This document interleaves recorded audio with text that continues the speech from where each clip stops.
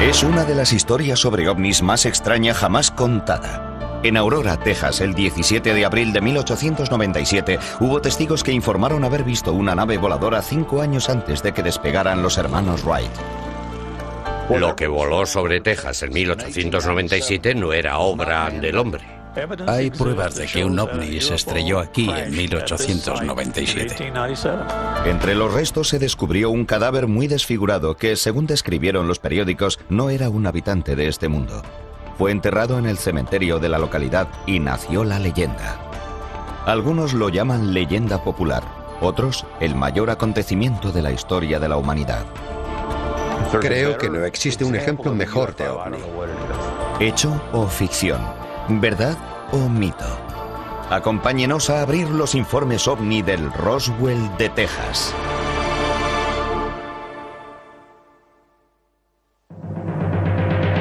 Puede que el incidente de Roswell en 1947 sea el relato sobre accidentes de ovnis más famoso de toda la historia. Pero, ¿fue el primero? El 17 de abril de 1897 se vio una aeronave misteriosa sobre el cielo del pequeño barrio de Fort Worth, en Aurora, Texas. Iba en ruta de colisión contra la casa de un juez de la localidad. La historia del accidente de Aurora es sencilla y clara. Según los relatos de los periódicos de la época, a primera hora de la mañana del 17 de abril de 1897, un objeto plateado de gran tamaño con forma de puro pasó volando muy cerca de la Tierra. Golpeó la torre de la casa del juez Proctor, explotó y esparció escombros por toda la zona. 2 días más tarde, el 19 de abril de 1897, el Dallas Morning News informaba. Hacia las 6 de esa mañana, los que habían madrugado en Aurora se quedaron asombrados ante la súbita aparición de una aeronave que volaba sobre la zona. Volaba en dirección norte, más cerca de la Tierra de lo que había estado nunca. Voló justo por encima de la plaza pública y al llegar a la parte norte del pueblo, chocó con la torre del molino de viento del juez Proctor y explotó en pedazos. Derribó el molino de viento y el depósito de agua y destruyó el jardín del juez. Según una leyenda local, muchos de los vecinos de Aurora corrieron hacia la casa del juez J.S. Proctor para ayudar en lo que pudieran. Lo que vieron al llegar escapaba a su comprensión. El Dallas Morning News informó que había algo o alguien en la nave. Al parecer, el piloto de la nave era el único que iba a bordo, y aunque sus restos estaban muy desfigurados, se pudo recoger lo suficiente como para comprobar que no era un habitante de este mundo. T.J. Wims, responsable en la zona del Servicio de Señales del Ejército de los Estados Unidos y experto en astronomía, dijo que, en su opinión, el piloto era nativo del planeta Marte. En su descripción, dijo que tenía aspecto y forma de extraterrestre y que se trataba de un marciano. En aquella época, solo se hablaba de marcianos en las obras de ciencia ficción, así que no sería de extrañar que se dejara influenciar por la literatura. Por supuesto, no estaba allí, así que no puedo decir con seguridad quién pilotaba la nave. Todo lo que tengo son los relatos de los periódicos, y dejaron bien claro que los restos indicaban con claridad que no era un habitante de este mundo.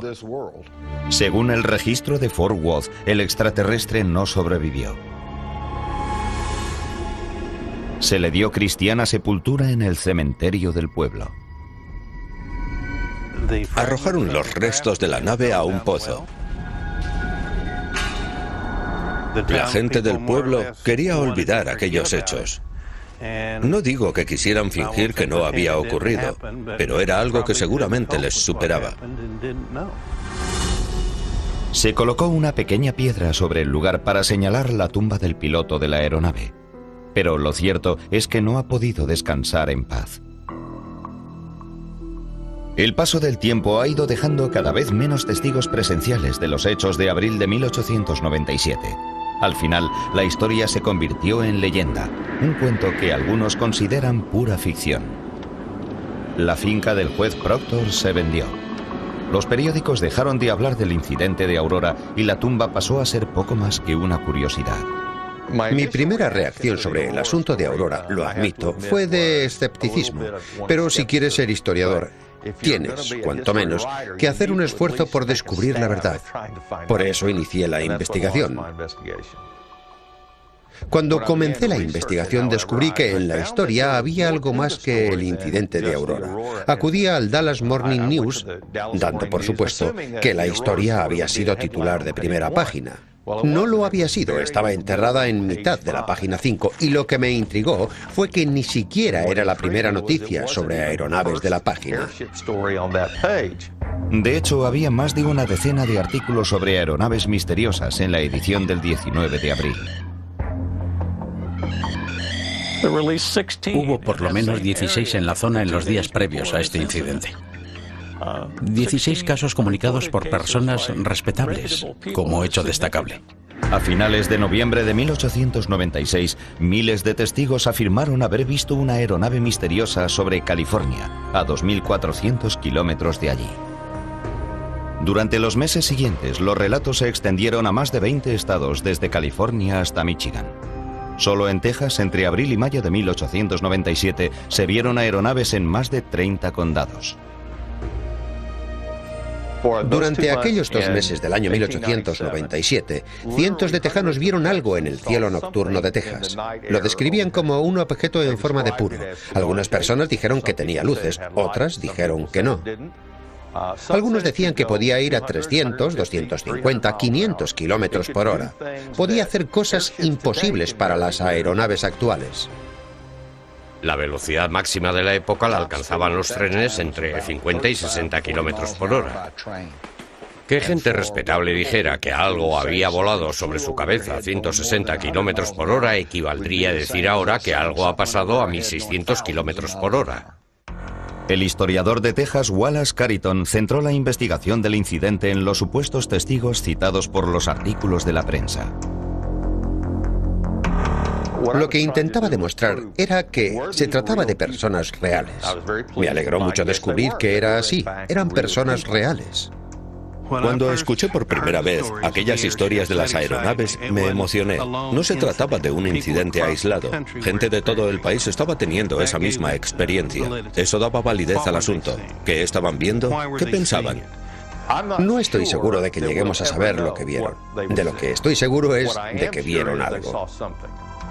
¿Pudo ser un globo? Quizá. No pudo ser un avión porque no existía. El primer vuelo documentado de algo más pesado que el aire fabricado por el hombre fue, por supuesto, el de los hermanos Wright en diciembre de 1903 en Kitty Hawk. Así que lo que volaba sobre Texas en 1987 no era obra del hombre. Aunque los globos de aire eran de uso común a finales de la década de 1800, no podían realizar maniobras complicadas como los giros en ángulo recto y los cambios rápidos de altitud que describían los testigos. Se patentaron aeronaves bastante avanzadas, pero no hay documentos que indiquen que alguna volara durante aquella época. Estamos hablando de algo que no existía en el año 1897 y que sin embargo fue visto por literalmente miles de personas. Si existe un ejemplo mejor de ovni, no lo conozco. Poco después de que se informara del accidente de Aurora, cesaron los avistamientos. No tardaron en surgir las preguntas. ¿Eran reales estos avistamientos o formaban parte de una broma gigantesca? Si restamos las bromas conocidas, si nos olvidamos de ellas, nos quedan cientos de avistamientos realizados por personas comunes y corrientes que simplemente habían visto algo y querían contarlo. A lo largo de los años, hemos investigado cientos, miles de informes sobre ovnis. Los han visto, han aterrizado, se han ido volando. En Aurora vieron algo que se estrelló y había un ocupante. Por eso, para mí, es el mejor caso de aeronaves para investigar. Y como ocurrió antes del de Roswell, nadie ha ido a estudiarlo. No sabían de él.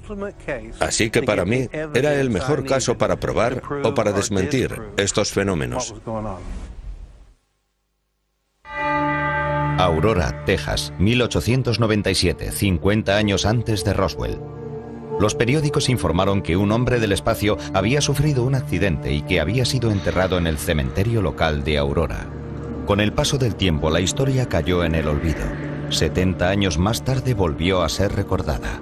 En 1973, Bill Case comenzó a escribir artículos para el Dallas Morning News y se extendió por todo el país.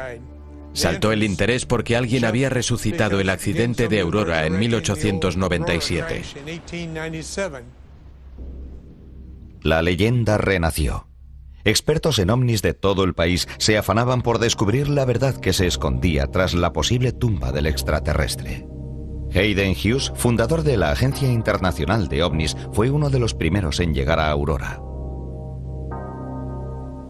El de Aurora era un caso extraordinario, porque había un accidente de aeronave para estudiar, y porque si el piloto había sido enterrado, se podía exhumar el cadáver. Aurora era diferente. Existía el cadáver de un supuesto extraterrestre. Hay muy pocos cuerpos o cadáveres recuperables relacionados con los ovnis, y ninguno tan bien documentado como el caso de Aurora. Doy por cierto que era el piloto de la nave, tal como dijeron. Los habitantes del pueblo, al describirlo, dijeron que tenía aspecto y forma de extraterrestre, y que se trataba de un marciano.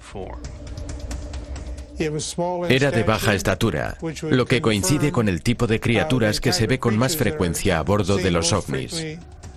Son bajitos, de la altura de un niño.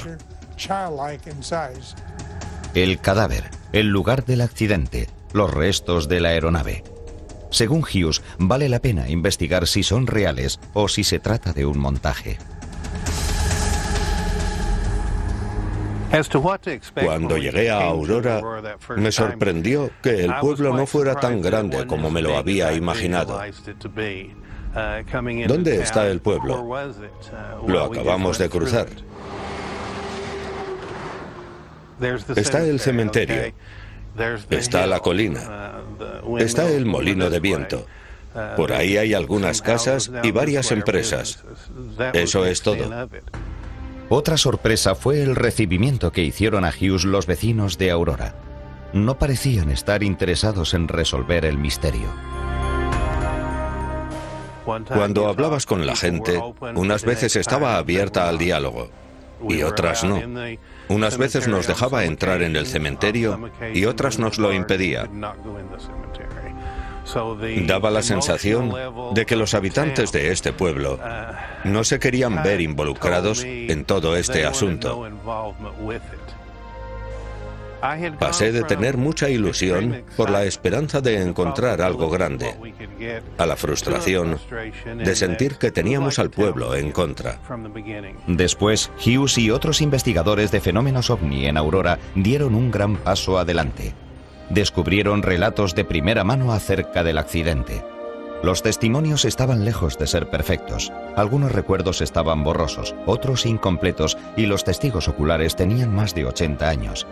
El especialista en ovnis Jim Marrs fue uno de los primeros en entrevistar a los vecinos. En 1973 entrevisté a 3 personas que estaban vivas cuando ocurrieron los hechos. Una, Robbie Hanson, dijo que había sido un montaje, pero resultó que no había sido testigo, no había tenido conocimiento directo de lo ocurrido. Fue su padre quien se lo contó. Ella pensó que era una broma y así quedó grabado en su mente. Pero Marrs encontró a 2 testigos que contradijeron a Hanson y le ofrecieron relatos de primera mano acerca del accidente. Mary Evans se acordaba de que algo se había estrellado. Sus padres fueron a ver los restos, pero a ella no la dejaron ir. Así que teníamos un testigo indirecto que decía que había ocurrido. También estaba Charlie Steven, que tenía 10 años en aquella época. Me dijo que estaba trabajando en la granja y vio aquella cosa pasar por encima. Dijo que iba dejando una estela de humo y parecía tener problemas. Vio cómo desaparecía en dirección a Aurora. Escuchó una explosión y vio salir humo. Quiso ir a ver lo que había ocurrido, pero su padre le dijo: no, hijo, hay que acabar las labores de la granja. Me dijo que su padre fue al pueblo al día siguiente y al volver le habló de los destrozos que había visto. El relato de testigos oculares indicaba que algo había ocurrido. Además de los relatos de los testigos oculares, los investigadores encontraron a un hombre que dio un nuevo giro a la investigación. El vecino de Aurora, Brawley Oates, que padecía artritis reumatoide en estado avanzado, opinaba que su debilitado estado de salud estaba relacionado con la leyenda de Aurora. Brawley Oates vivía en el lugar del accidente. Parece que se trasladó allí en 1945. Cuando llegó, hizo que limpiaran el pozo porque había en él escombros y trozos de metal, y quería utilizar el agua.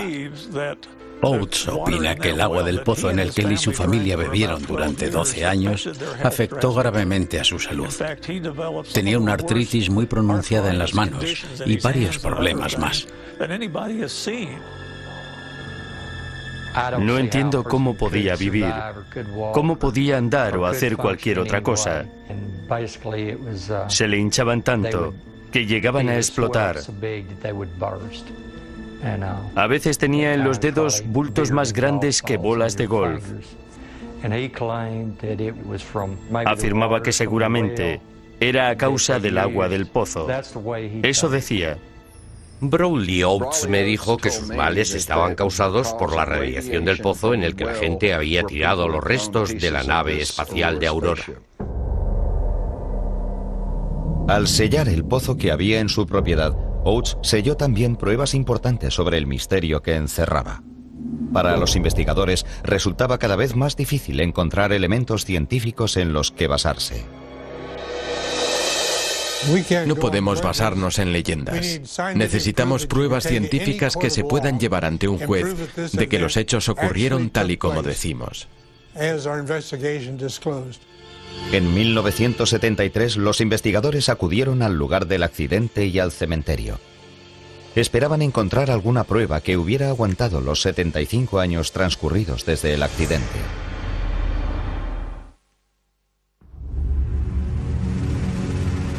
En la investigación de 1973, los investigadores encontraron testigos que confirmaron el accidente de una aeronave en 1897. También se afirmaba que había un extraterrestre enterrado en el cementerio local. Pero aunque contaban con testimonios, los estudiosos de los ovnis se dieron cuenta de que necesitaban pruebas científicas. Esperaban encontrar restos del accidente en la propiedad que había pertenecido al juez J.S. Proctor. Sobre lo que sucedió con el metal, solo hay especulaciones. Lo más probable es que se llevaran las partes grandes y el resto que lo arrojaran al pozo. Encontrar el pozo fue fácil, pero los investigadores pronto se encontraron con un problema. El nuevo propietario, Brawley Oates, había sellado el pozo hacía varios años. Había una losa de cemento de 2,5 metros de lado. Moverla suponía un trabajo complicado. Desanimados, los investigadores decidieron buscar pistas en otras zonas de la propiedad. Recorrieron el lugar. Cuando el detector sonaba, cavaban. Encontraron varias cosas. Algunas cosas que se encuentran normalmente en una tierra que se ha labrado durante años. Se extrajeron del lugar del accidente tornillos, clavos y otros muchos objetos identificables. Pero hubo algo que les llamó la atención.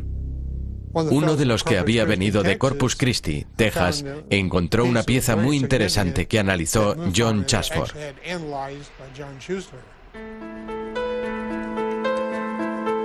Se analizó 2 veces en 1973. Nada más sacarla del suelo me la entregaron y la llevé a un laboratorio aeroespacial. Era el laboratorio donde se estudiaban las piezas que fallaban en aviones y naves espaciales.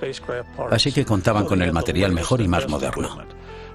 Fueron los primeros en analizar la pieza y determinar su extraña naturaleza. El análisis mostró que llevaba allí mucho tiempo. Resultó que el metal era un 95% aluminio puro y un 5% hierro. Solo un 5% de hierro no es una aleación lógica. Es menos del tanto por ciento normal. Y cuando hay hierro, generalmente hay zinc y otros minerales. En ese caso no había ninguno más. Aunque el laboratorio aeroespacial que hizo el primer análisis de la muestra ha pedido permanecer en el anonimato, Schuessler ratificó el resultado en los laboratorios NASTAS de Houston, Texas. Según Schuessler, ambos laboratorios llegaron a la misma conclusión. Intrigado, pidió a los laboratorios que siguieran analizando la muestra para determinar su origen.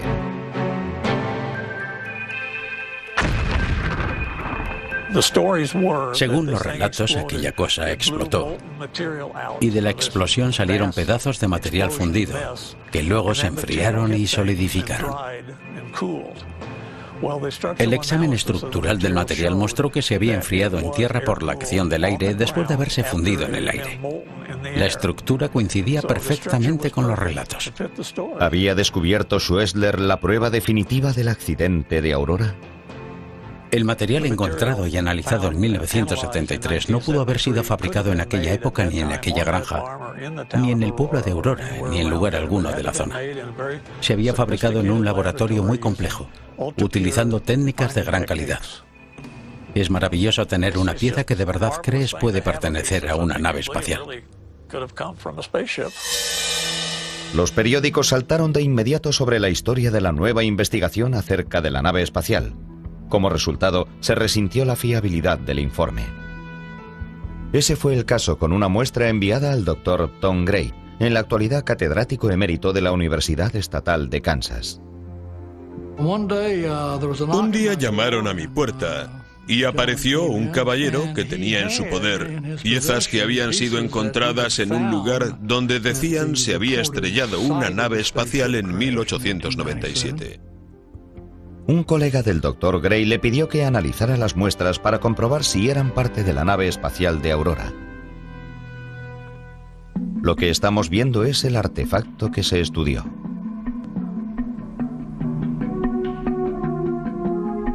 Enseñé esta pieza a mi suegro unos días después de hacer los análisis. Lo primero que dijo fue, ¿de dónde has sacado esa rueda móvil de bomba de agua? Así que supe con seguridad que no provenía de una nave espacial. Una vez determinado que la primera muestra era de este mundo, el Dr. Gray analizó las 2 tiras de metal restantes. Después de descubrir que estaban hechas principalmente de hierro, hizo un hallazgo poco usual. Para probar sus propiedades magnéticas, las coloqué en presencia de otro metal imantado y no interactuaban con el imán. Me pareció bastante interesante. Perplejo, el Dr. Gray acudió a un experto en metalurgia para que diera una segunda opinión sobre su desconcertante hallazgo. Las aleaciones de hierro y zinc pueden ser magnéticas o no, dependiendo de cómo se hayan enfriado. El Dr. Gray envió su historia, junto a sus conclusiones, al periódico de su institución académica.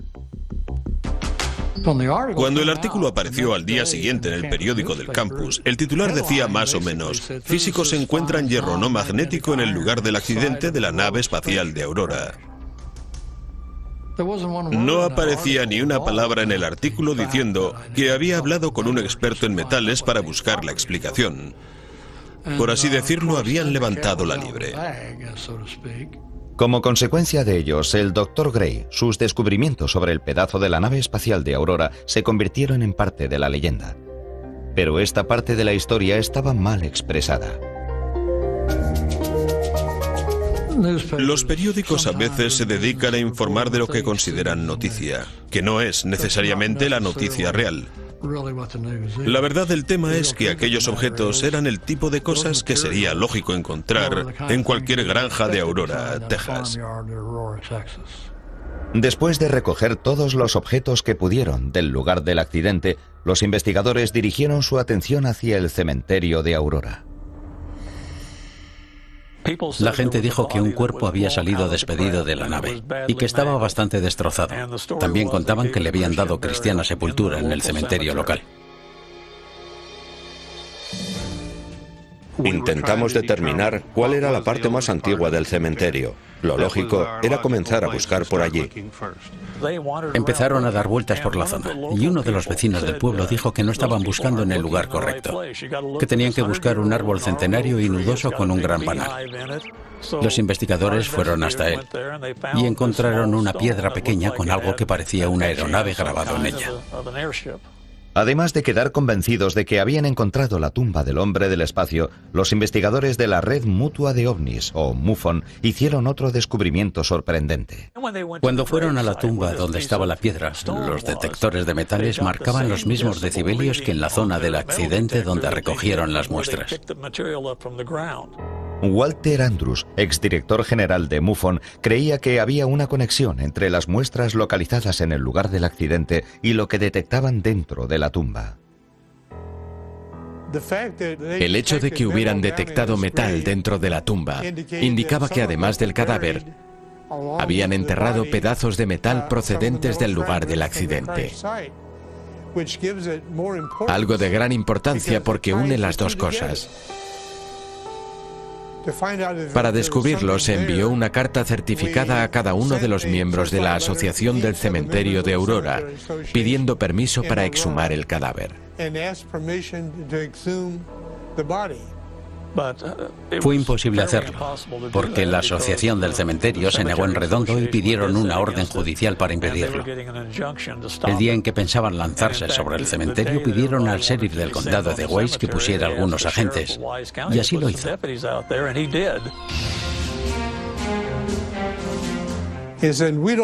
Dijo, no queremos que la gente venga a excavar en el cementerio, porque estamos muy orgullosos de lo que tenemos aquí y no queremos gente cavando por todas partes buscando un cadáver.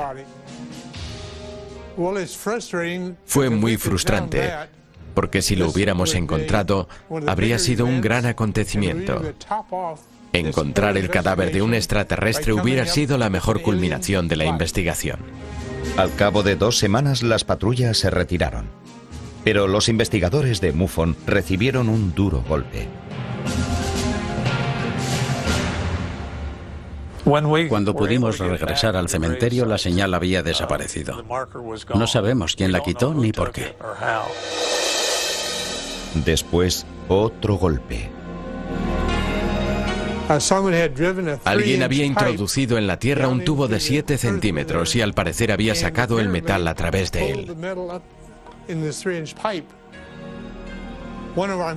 Cuando llegaron los investigadores de MUFON, no encontraron restos de metal con el detector de metales. Lo que podría haber sido una prueba para autentificar el misterio del ovni de Aurora había desaparecido. ¿Era un verdadero Roswell de Texas? Eso era lo que los investigadores esperaban descubrir en 1973. Pero como ocurrió con la historia de Roswell en 1947, la leyenda de Aurora, Texas, se iba haciendo más grande y más complicada a medida que pasaban los días. En cuanto podían, los escépticos desafiaban a los periodistas y a las agencias de investigación como MUFON y la Agencia Internacional de OVNIs, intentando desacreditar sus investigaciones. Las teorías iban desde globos surcando el cielo hasta la posibilidad de que la leyenda de Aurora fuera un invento para salvar a un pueblo en decadencia. La teoría más extendida para explicar el misterio aéreo del año 1897 era que se trató de un globo. Por desgracia, es físicamente imposible que hubiera sido un globo. No existen globos que puedan elevarse o descender a gran velocidad. No pueden hacer giros en ángulo recto. No pueden ascender y descender en vertical. Sencillamente no pueden. No creo que la teoría del globo sea verosímil, debido a la detallada descripción que tenemos de las aeronaves de la época. Incluso el gobierno, en la década de los años 40, afirmaba que algunos pilotos habían perseguido globos. Incluso se dijo que el famoso accidente de Roswell había sido un globo de gran altitud que se había estrellado. Esa teoría lleva tiempo circulando. Ante estos hechos, muchos desecharon la teoría del globo. Otros escépticos dijeron que la leyenda de Aurora podía ser una historia inventada por el autor del artículo en el Dallas Morning News del 19 de abril de 1897. En mi opinión, la historia de Aurora fue urdida por S.E. Haydon. He encontrado personas que creen recordar que sus antepasados les dijeron que Haydon era un bromista empedernido. La del año 1897 fue una broma genial, aunque no se ha reconocido como tal. He oído comentar que el autor del artículo, el señor Hayden, era un bromista y un embaucador. No he visto pruebas de ello, y no han aparecido más artículos que resultaran ser falsos. Aunque algunos expertos contradicen a Carrington, él ofrece un argumento convincente para apoyar su afirmación. Si Haydon hubiera actuado como periodista y no como embaucador, me resulta muy extraño que no completara la historia diciendo, por ejemplo, me mostraron la tumba del extraterrestre, colocamos una pequeña lápida en ella, alguien pronunció una oración y fue una ceremonia muy bonita. Resulta lógico, pero no lo hizo. La alcaldesa de Aurora, Texas, Barbara Bramer, ha dedicado muchos años a investigar la historia del pueblo y cree que su aportación puede resolver la leyenda de Aurora. La leyenda, por lo que he podido leer, comenzó después de varios desastres ocurridos en el pueblo. El primero de esos desastres fue una plaga terrible de gorgojo que destruyó la principal fuente de ingresos de Aurora, la cosecha de algodón. Poco después, hubo un incendio en la parte oeste del pueblo que destruyó varios edificios y en el que murieron varias personas. Las muertes no terminaron ahí. Poco después del fuego, una epidemia de fiebre maculosa estuvo a punto de acabar con la población de Aurora. Fue en 1896. Todos los que pudieron se fueron. Todo el pueblo estaba en cuarentena. La gente solo salía de sus casas para ir al cementerio a enterrar a alguien.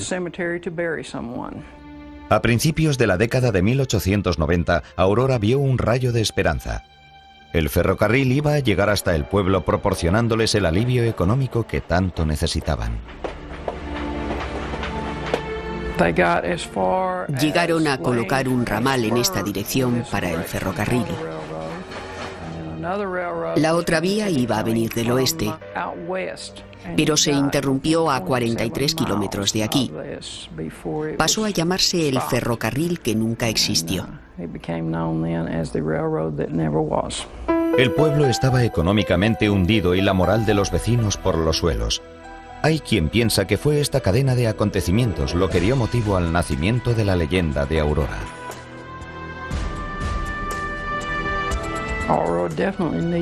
Aurora necesitaba el ferrocarril para salvar los proyectos que tenía en aquellos momentos. Cuando no llegó, comenzó el declive. La gente comenzó a marcharse. Supongo que las personas que se quedaron necesitaban algún tipo de impulso, y puede que esa fuera la razón de que alguien se inventara la historia. Aunque la teoría de la alcaldesa Bramer parece una buena explicación a la leyenda, los escépticos continúan con sus ataques a quienes creen en ella. Los escépticos dicen que el juez Proctor no tenía un molino de viento, así que toda la historia es falsa. Según Crowley y Steven, no tenía un molino de viento, pero tenía un cabestrante de madera. Es decir, una torre de madera con un torno que usaba para sacar agua del pozo. Es un asunto puramente semántico. Había una torre de madera con la que la nave pudo estrellarse. Por lo que respecta a las pruebas, encontré soportes en ángulo que sujetaban el brazo de madera de los restos. Todavía hay allí un soporte de metal. Los escépticos han atacado otro punto de la leyenda. La primera identificación del hombre del espacio la hizo T.J. Wims, miembro local del Servicio de Señales del Ejército de los Estados Unidos. Se dice que Wims era simplemente el herrero del pueblo y no un experto en astronomía como afirmaron los periódicos.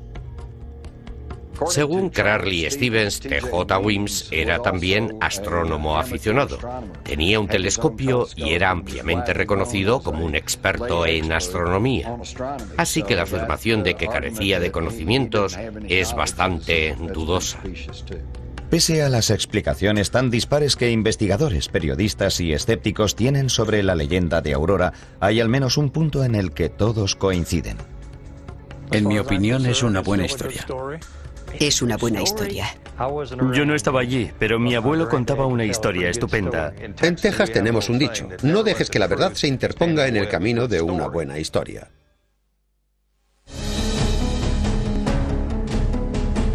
Han pasado más de 100 años desde que la tranquilidad de Aurora, Texas, se vio supuestamente alterada por el choque de una aeronave misteriosa.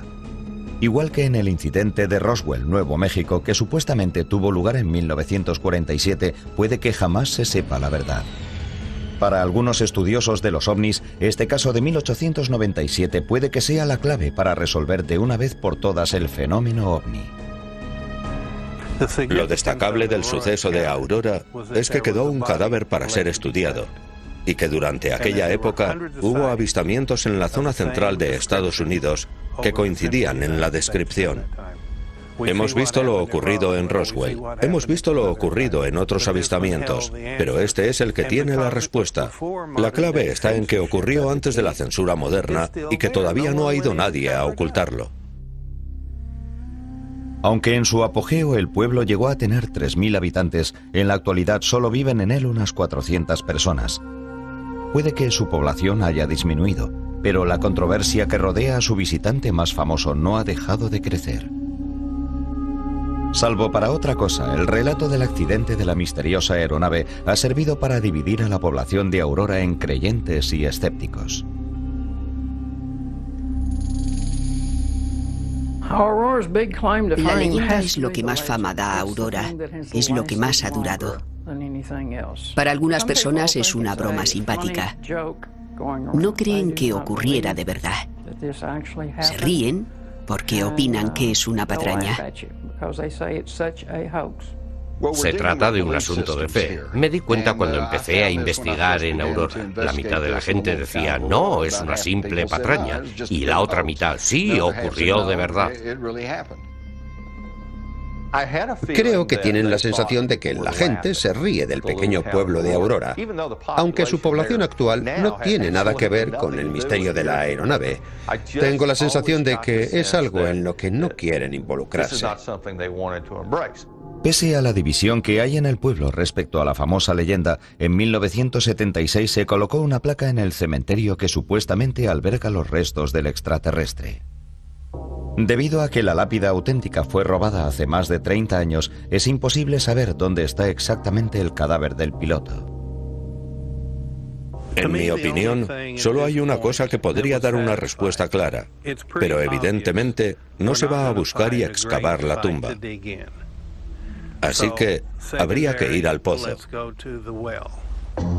El molino de viento sobre el pozo ya no existe y la antigua propiedad de Proctor fue adquirida por Browley Oates en 1945. Rumores persistentes dicen que el pozo estaba contaminado con residuos radioactivos. 100 años más tarde, la leyenda ha seguido creciendo hasta incluir un misterioso trozo de tierra que no tiene vegetación. Cuando la alcaldesa compartió con Hayden Hughes este rumor en 2005, renovó su interés por resolver el misterio.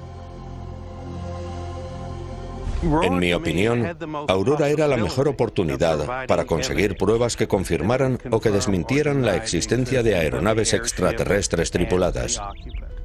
Y cuando salimos con las manos vacías, lo viví como un fracaso, porque evidentemente las pruebas estaban allí, quizá enterradas 70 centímetros bajo nosotros. No pudimos salir de allí con nada que nos permitiera afirmar que había algo, y por ello teníamos que continuar investigando. Por primera vez en más de un cuarto de siglo, Hayden ha decidido volver a visitar el lugar donde todo empezó, la zona del accidente. Estamos exactamente en el lugar donde dicen que se estrelló la aeronave. Desde esta colina se divisa todo el valle. Esta era la propiedad de Proctor. El molino de viento estaba aquí. Y ese es el pozo que fue tapado. Algunas zonas son todavía accesibles, pero esta valla separa el pozo original del juez Proctor.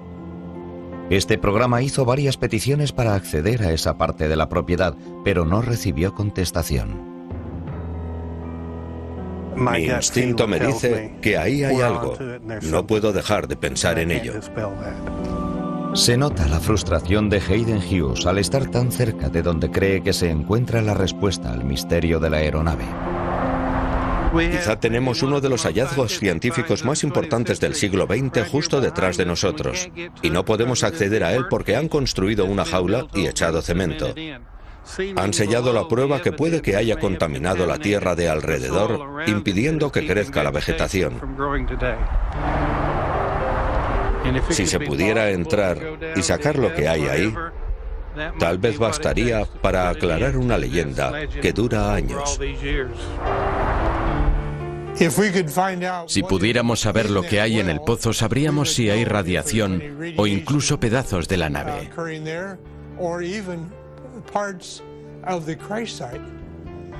Cuando explotó la nave, puede que algunos pedazos fueran a parar al pozo. La mayoría de la gente busca solo en la superficie, no se molesta en profundizar. Es interesante hacer notar que hemos regresado al lugar donde todo esto comenzó. Hasta que podamos pasar al otro lado, hasta que podamos tomar muestras de tierra o bajar al pozo, la historia seguirá igual, creciendo y creciendo, y dando vueltas en círculo. Si toda la historia del accidente de la nave aérea de 1897 es falsa, S.E. Haydon, el hombre que escribió el artículo original para el Dallas Morning News, ha gastado una broma asombrosa a la gente. Sin pruebas concretas, los estudiosos de los ovnis no pueden descartar la broma, ni demostrar que la leyenda es cierta.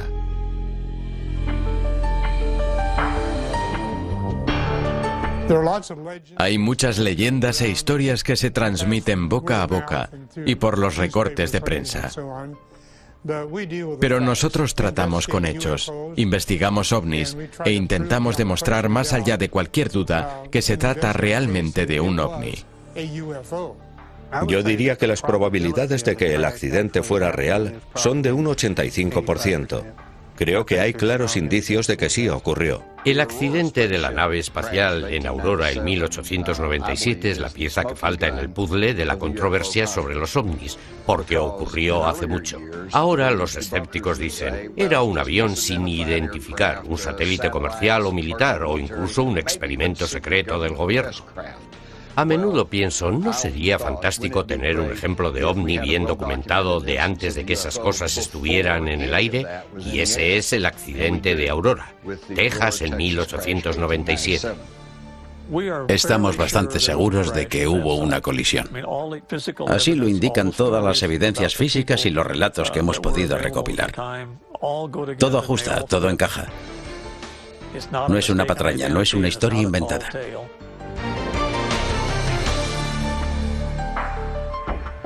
Mi conclusión, en pocas palabras, es que en el año 1897 ocurrió algo que todavía no hemos podido explicar.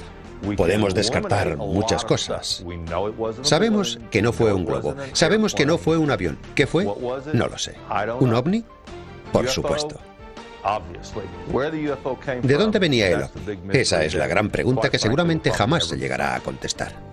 ¿Se sabrá alguna vez toda la verdad sobre el caso Aurora? No lo sé. Me gustaría pensar que hay un extraterrestre en la tumba, pero puede que no lo haya. Así son las leyendas.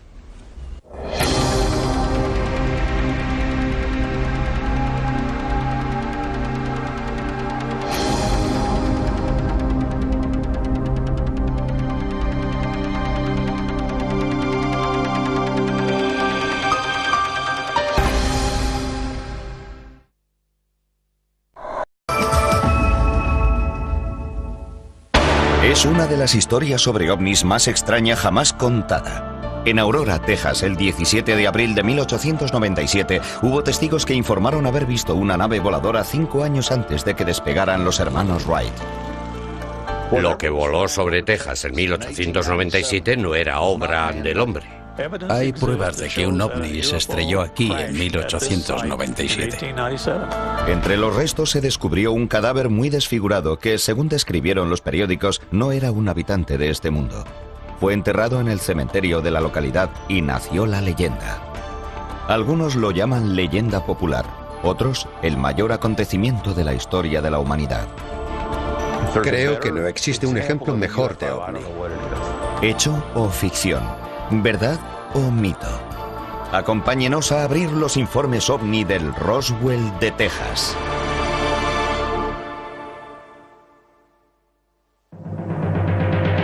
Puede que el incidente de Roswell en 1947 sea el relato sobre accidentes de ovnis más famoso de toda la historia. Pero, ¿fue el primero? El 17 de abril de 1897 se vio una aeronave misteriosa sobre el cielo del pequeño barrio de Fort Worth, en Aurora, Texas. Iba en ruta de colisión contra la casa de un juez de la localidad. La historia del accidente de Aurora es sencilla y clara. Según los relatos de los periódicos de la época, a primera hora de la mañana del 17 de abril de 1897, un objeto plateado de gran tamaño con forma de puro pasó volando muy cerca de la Tierra. Golpeó la torre de la casa del juez Proctor, explotó y esparció escombros por toda la zona. Y que no puedo decir con seguridad quién pilotaba la nave. Todo lo que tengo son los relatos de los periódicos, y dejaron bien claro que los restos indicaban con claridad que no era un habitante de este mundo. Según el registro de Fort Worth, el extraterrestre no sobrevivió. Se le dio cristiana sepultura en el cementerio del pueblo. Arrojaron los restos de la nave a un pozo. La gente del pueblo quería olvidar aquellos hechos. No digo que quisieran fingir que no había ocurrido, pero era algo que seguramente les superaba. Se colocó una pequeña piedra sobre el lugar para señalar la tumba del piloto de la aeronave. Pero lo cierto es que no ha podido descansar en paz. El paso del tiempo ha ido dejando cada vez menos testigos presenciales de los hechos de abril de 1897. Al final, la historia se convirtió en leyenda, un cuento que algunos consideran pura ficción. La finca del juez Proctor se vendió. Los periódicos dejaron de hablar del incidente de Aurora y la tumba pasó a ser poco más que una curiosidad.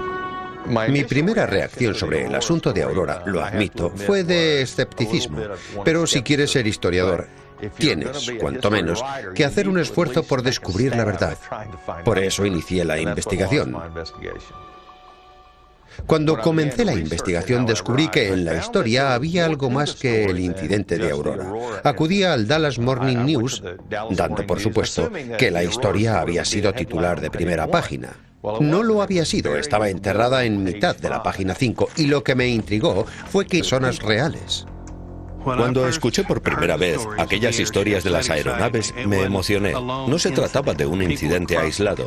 Gente de todo el país estaba teniendo esa misma experiencia. Eso daba validez al asunto. ¿Qué estaban viendo? ¿Qué pensaban? No estoy seguro de que lleguemos a saber lo que vieron. De lo que estoy seguro es de que vieron algo. ¿Pudo ser un globo? Quizá. No pudo ser un avión porque no existía. El primer vuelo documentado de algo más pesado que el aire fabricado por el hombre fue, por supuesto, el de los hermanos Wright en diciembre de 1903 en Kitty Hawk. Así que lo que volaba sobre Texas en 1987 no era obra del hombre. Aunque los globos de aire eran de uso común a finales de la década de 1800, no podían realizar maniobras complicadas como los giros en ángulo recto y los cambios rápidos de altitud que describían los testigos. Se patentaron aeronaves bastante avanzadas, pero no hay documentos que indiquen que alguna volara durante aquella época. Estamos hablando de algo que no existía en el año 1897 y que sin embargo fue visto por literalmente miles de personas. Si existe un ejemplo mejor de ovni, no lo conozco. Poco después de que se informara del accidente de Aurora, cesaron los avistamientos. No tardaron en surgir las preguntas. ¿Eran reales estos avistamientos o formaban parte de una broma gigantesca? Si restamos las bromas conocidas, si nos olvidamos de ellas, nos quedan cientos de avistamientos realizados por personas comunes y corrientes que simplemente habían visto algo y que ni siquiera era la primera noticia sobre aeronaves de la página. De hecho, había más de una decena de artículos sobre aeronaves misteriosas en la edición del 19 de abril. Hubo por lo menos 16 en la zona en los días previos a este incidente. 16 casos comunicados por personas respetables, como hecho destacable. A finales de noviembre de 1896, miles de testigos afirmaron haber visto una aeronave misteriosa sobre California, a 2.400 kilómetros de allí. Durante los meses siguientes, los relatos se extendieron a más de 20 estados, desde California hasta Michigan. Solo en Texas, entre abril y mayo de 1897, se vieron aeronaves en más de 30 condados. Durante aquellos 2 meses del año 1897, cientos de tejanos vieron algo en el cielo nocturno de Texas. Lo describían como un objeto en forma de puro. Algunas personas dijeron que tenía luces, otras dijeron que no. Algunos decían que podía ir a 300, 250, 500 kilómetros por hora. Podía hacer cosas imposibles para las aeronaves actuales. La velocidad máxima de la época la alcanzaban los trenes entre 50 y 60 kilómetros por hora. Que gente respetable dijera que algo había volado sobre su cabeza a 160 kilómetros por hora equivaldría a decir ahora que algo ha pasado a 1600 kilómetros por hora. El historiador de Texas, Wallace Carrington, centró la investigación del incidente en los supuestos testigos citados por los artículos de la prensa. Lo que intentaba demostrar era que se trataba de personas reales. Me alegró mucho descubrir que era así. Eran 2 días más tarde, el 19 de abril de 1897, el Dallas Morning News informaba. Hacia las 6 de esa mañana, los que habían madrugado en Aurora se quedaron asombrados ante la súbita aparición de una aeronave que volaba sobre la zona.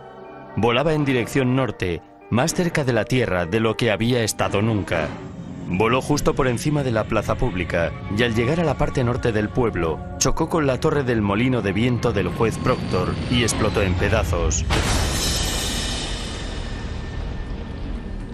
Derribó el molino de viento y el depósito de agua y destruyó el jardín del juez. Según una leyenda local, muchos de los vecinos de Aurora corrieron hacia la casa del juez J.S. Proctor para ayudar en lo que pudieran. Lo que vieron al llegar escapaba a su comprensión. El Dallas Morning News informó que había algo o alguien en la nave. Al parecer, el piloto de la nave era el único que iba a bordo, y aunque sus restos estaban muy desfigurados, se pudo recoger lo suficiente como para comprobar que no era un habitante de este mundo. T.J. Wims, responsable en la zona del Servicio de Señales del Ejército de los Estados Unidos y experto en astronomía, dijo que, en su opinión, el piloto era nativo del planeta Marte. En su descripción, dijo que tenía aspecto y forma de extraterrestre y que se trataba de un marciano. En aquella época, solo se hablaba de marcianos en las obras de ciencia ficción, así que no sería de extrañar que se dejara influenciar por la literatura. Por supuesto, no estaba allí. He visto una aeronave misteriosa sobre California, a 2.400 kilómetros de allí. Durante los meses siguientes, los relatos se extendieron a más de 20 estados, desde California hasta Michigan. Solo en Texas, entre abril y mayo de 1897, se vieron aeronaves en más de 30 condados. Durante aquellos 2 meses del año 1897, cientos de tejanos vieron algo en el cielo nocturno de Texas. Lo describían como un objeto en forma de puro. Algunas personas dijeron que tenía luces, otras dijeron que no. Algunos decían que podía ir a 300, 250, 500 kilómetros por hora. Podía hacer cosas imposibles para las aeronaves actuales.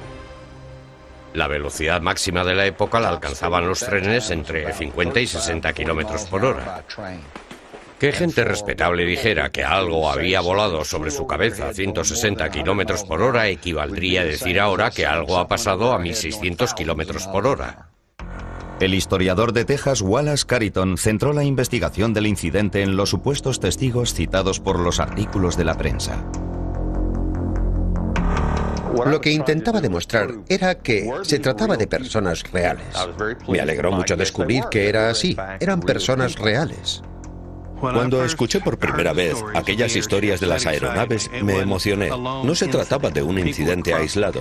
Gente de todo el país estaba teniendo esa misma experiencia. Eso daba validez al asunto. ¿Qué estaban viendo? ¿Qué pensaban? No estoy seguro de que lleguemos a saber lo que vieron.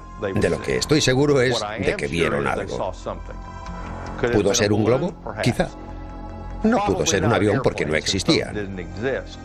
El primer vuelo documentado de algo más pesado que el aire fabricado por el hombre fue, por supuesto, el de los hermanos Wright en diciembre de 1903 en Kitty Hawk. Así que lo que volaba sobre... dio cristiana sepultura en el cementerio del pueblo. Arrojaron los restos de la nave a un pozo. La gente del pueblo quería olvidar aquellos hechos. No digo que quisieran fingir que no había ocurrido, pero era algo que seguramente les superaba. Se colocó una pequeña piedra sobre el lugar para señalar la tumba del piloto de la aeronave. Pero lo cierto es que no ha podido descansar en paz. El paso del tiempo ha ido dejando cada vez menos testigos presenciales de los hechos de abril de 1897.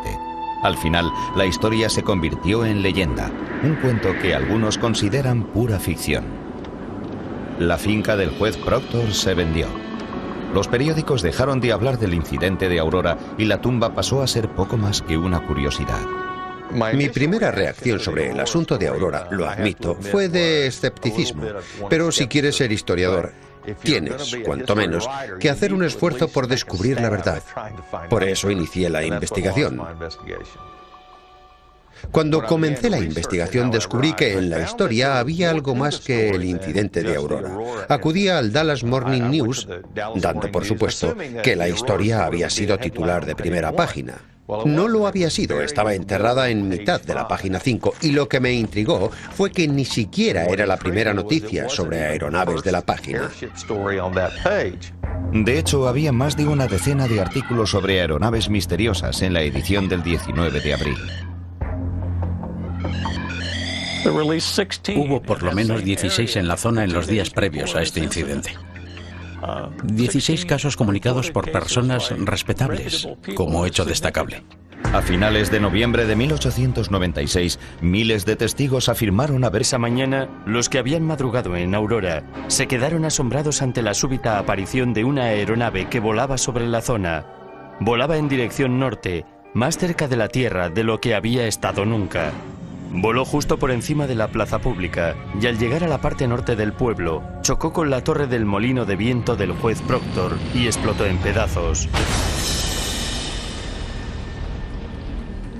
Derribó el molino de viento y el depósito de agua y destruyó el jardín del juez.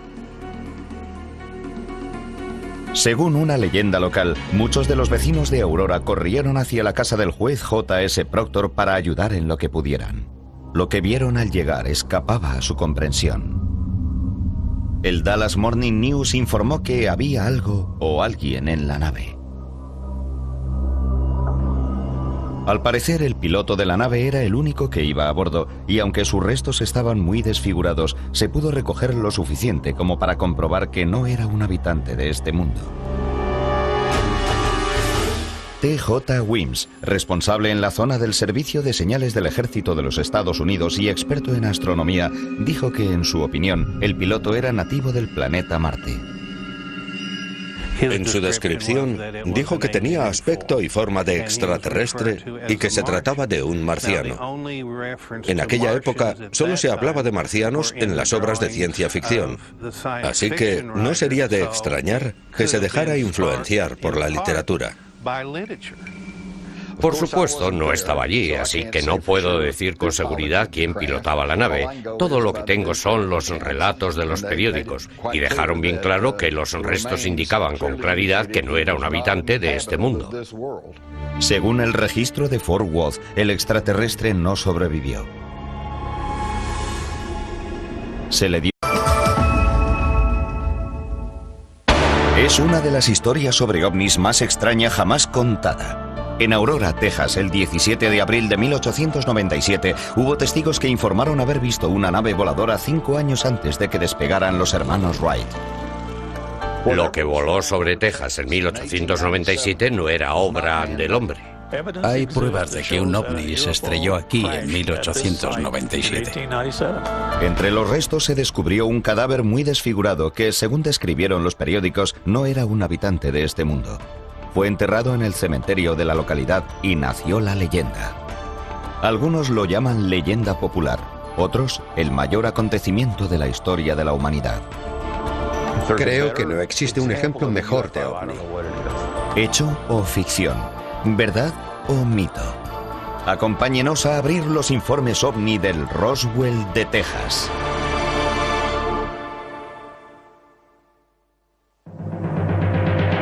Puede que el incidente de Roswell en 1947 sea el relato sobre accidentes de ovnis más famoso de toda la historia. Pero, ¿fue el primero? El 17 de abril de 1897 se vio una aeronave misteriosa sobre el cielo del pequeño barrio de Fort Worth, en Aurora, Texas. Iba en ruta de colisión contra la casa de un juez de la localidad.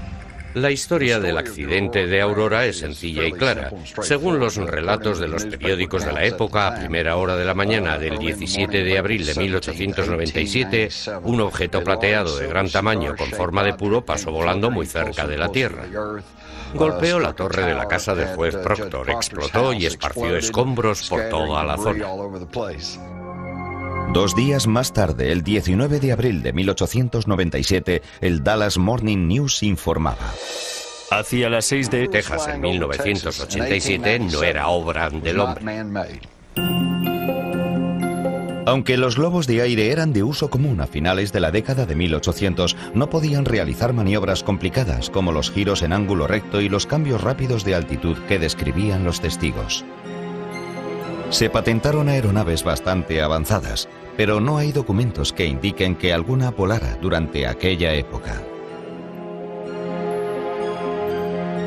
Estamos hablando de algo que no existía en el año 1897 y que sin embargo fue visto por literalmente miles de personas. Si existe un ejemplo mejor de ovni, no lo conozco. Poco después de que se informara del accidente de Aurora, cesaron los avistamientos. No tardaron en surgir las preguntas. ¿Eran reales estos avistamientos o formaban parte de una broma gigantesca? Si restamos las bromas conocidas, si nos olvidamos de ellas, nos quedan cientos de avistamientos realizados por personas comunes y corrientes que simplemente habían visto algo y querían contarlo. A lo largo de los años hemos investigado cientos, miles de informes sobre ovnis. Los han visto, han aterrizado, se han ido volando. En Aurora vieron algo que se estrelló y había un ocupante. Por eso, para mí, es el mejor caso de aeronaves para investigar. Y como ocurrió antes del de Roswell, nadie ha ido a estudiarlo. No sabían de él. Así que para mí era el mejor caso para probar o para desmentir estos fenómenos. Aurora, Texas, 1897, 50 años antes de Roswell. Los periódicos informaron